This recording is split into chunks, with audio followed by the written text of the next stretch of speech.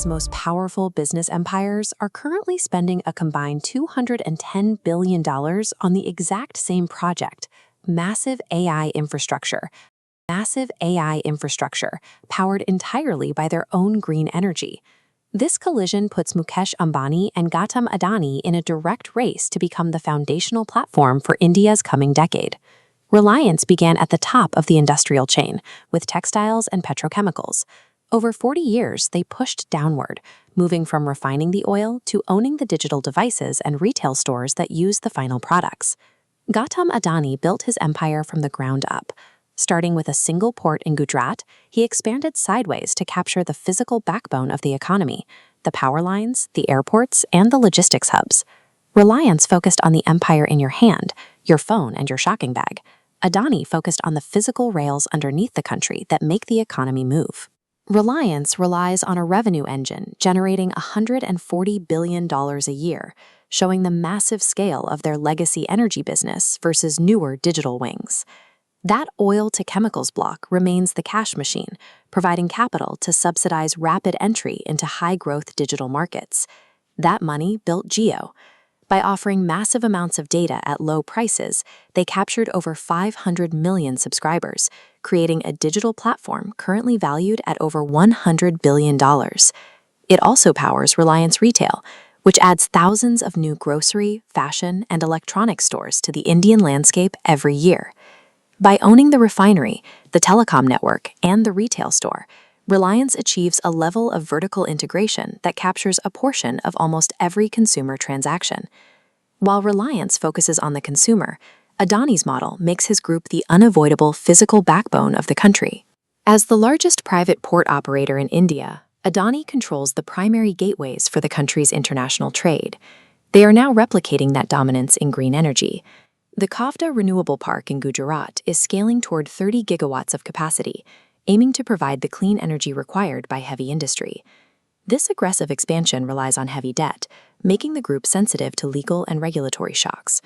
A 2024 U.S. bribery case caused massive market volatility, though by mid-2026, American prosecutors moved to drop the criminal charges, and the group settled the civil matter.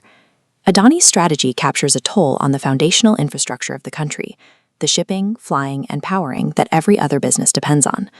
By 2026, both groups hit a wall. Reliance needed intelligence to monetize its 500 million users, and Adani needed a way to utilize his massive surplus of green energy. Both landed on the same solution, owning the AI infrastructure layer. Reliance Intelligence is now spending $110 billion to build gigawatt-scale data centers in Jamnagar. They've already secured Meta as a primary tenant for their first major site. Adani is matching that pace with a $100 billion bet of his own.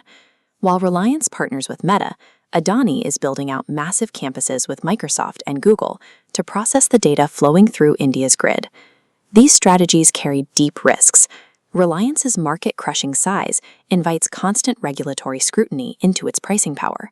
Adani, meanwhile, remains exposed to the debt required for his high-speed expansion. Control over the hardware that trains AI provides the default operating system for India's energy, data, and consumption. This is a battle to determine who owns the engine of the next decade.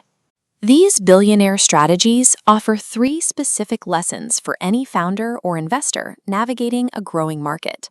First, own one layer. You don't need to control the entire market to build a moat. You simply need to dominate one specific layer, either the consumer interface or the underlying infrastructure. Second, use your cash cow to fund your moonshot. Reliance uses refining profits to buy digital market share. Adani uses ports and power to build airports.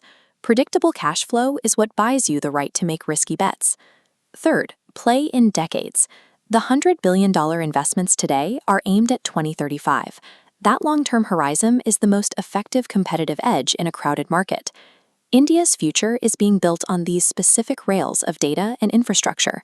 Success depends on building your own business around these foundational blocks. This analysis is for educational purposes and not investment advice. For more case studies like this, subscribe to Finologix. We post new videos every Tuesday, Thursday, Saturday, and Sunday at 6:30 p.m. IST.